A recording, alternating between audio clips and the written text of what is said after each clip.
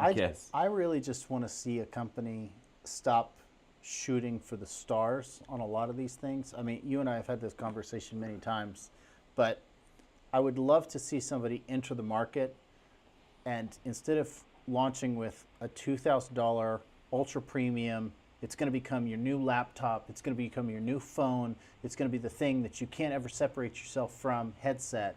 Just give me like a straight up $300 PCVR. Give me a Rift. Yeah. Give me a Rift. That's what I want. Give me a Rift. That's because that's what I want for entry level people. Like I want people to be able to just, and there's no reason that you couldn't. Let's be honest. There's no reason that you couldn't manufacture and retail a Rift CV1 style headset that just integrates into SteamVR or integrates into some other sort of platform that works with SteamVR for like $200. You know what I really liked what you said before? This was like before MetaConnect was like maybe they'll launch a version of the Rift S. Or like the Rift S Super, or I don't know, the Rift S, what do they call Rift S Dream? The Rift X. The Rift X, yeah, Rift. That's what I want. I want Meta to release the Rift X. The Rift X. Yeah. So something to that effect. I think that would be a good call. I love the Rift S, and I say that on every video, but it is a good headset. Yeah. I can still use it. I can still plan on it. I don't have any issues with it. It's kind of a sad conversation, and I don't know that I've really talked about this like publicly a whole lot, but I do feel like Meta's kind of slowly drawing away from VR, and I don't know that that's a truth that a lot of people are ready to accept yet. I talked about it a lot the most that I talked about it was in the MetaConnect video that I put out. Is just all of the AR stuff, no mention of VR stuff at all. No. Not even like, because they had the prototype stuff, you know, and we were all excited about that. We were all excited about the, you know, there was like the Puffin leak thing that came out like back in June or July, and then there was the prototypes that they kind of like soft showed at, I guess they demoed them at SIGGRAPH. And then, oh, that's right. And then like 2 weeks later, we had MetaConnect, and it was like, okay, are we going to get to see the prototypes? And I think that people were there, actually did get to see the prototypes, but that wasn't what they talked about, and it wasn't what they focused on. And it does feel like,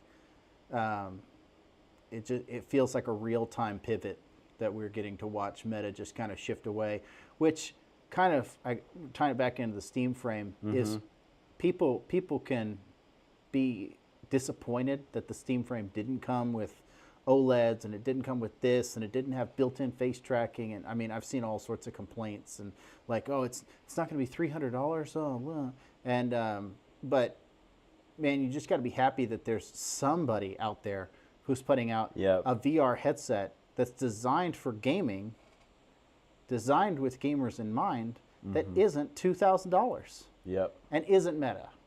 It isn't Meta. You have to be happy about that. And I get the complaints. I get that there's probably things that you wanted to see on it. But if you can't be happy about the fact that there's a headset out there that's going to be under $1,000, by all accounts. Yeah. I don't know what the actual. I mean, I've made my speculations about what the price point is going to be. I think it's going to be somewhere between $600 and $700.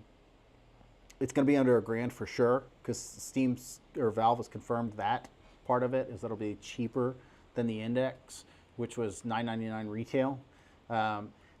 Side note on that, they say it's going to be cheaper than the Index, but they never say if it's cheaper than the full Index kit, cheaper than the Index for the controllers, cheaper than the Index headset. Those are 3 different frickin' price points. Yeah. So I don't know. I feel like the people who just want to be miserable and unhappy will just always want to be miserable and unhappy, and it's kind of disappointing because we can feel the real-time pull away from VR with Meta and other companies. And I said this about Samsung too, is that I was really disappointed with the Samsung Galaxy XR, and it's not because it wasn't a cool snazzy headset. It's not because I didn't feel like it wasn't well equipped or didn't have some nice features. I was disappointed because it wasn't designed for gamers in mind. It wasn't designed like there was really nothing there for me, and everything about their presentation told me that there was nothing there for me. It was like, we're just going to make a budget Apple Vision Pro. We're going to make an Apple Vision Pro at half the price,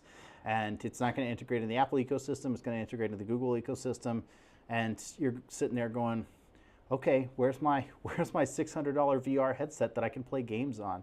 So to summarize, that's one of the big reasons why I'm really excited about the Steam Frame. And it has almost nothing to do with the features.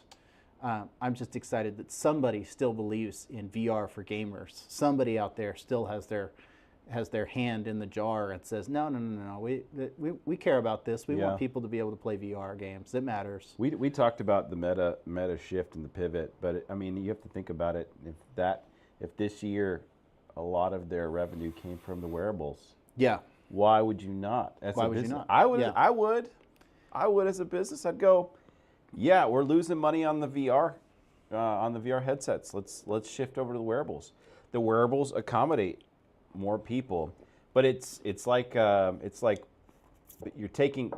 pulling out of the VR industry, and it really hurts. Yeah. So somebody's got to fill that void, and I think maybe that's what they were waiting for. Maybe that's what Steam was waiting for. Maybe they go, yeah, they knew this was coming. Yeah. Maybe we didn't know it, but they knew that was coming, and they knew that as soon as Meta was like, oh, we're not really focused on that now, Steam was like, it's our turn. Yeah. Somebody made a really interesting comment on one of the videos that I put about the Steam Frame, because you and I had that conversation about why was Valve waiting so long? Why did this take 6 years?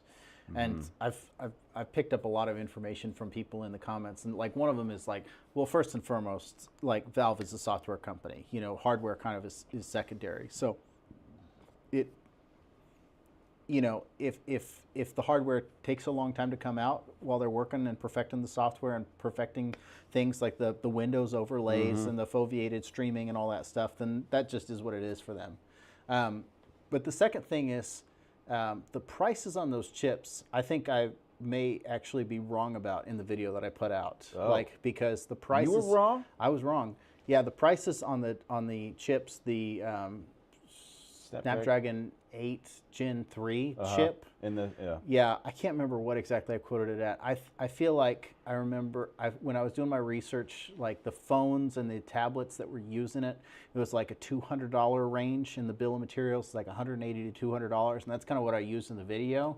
But then it's come to my attention recently, the prices on those chips have just gone down this year because they're getting older now. That's true.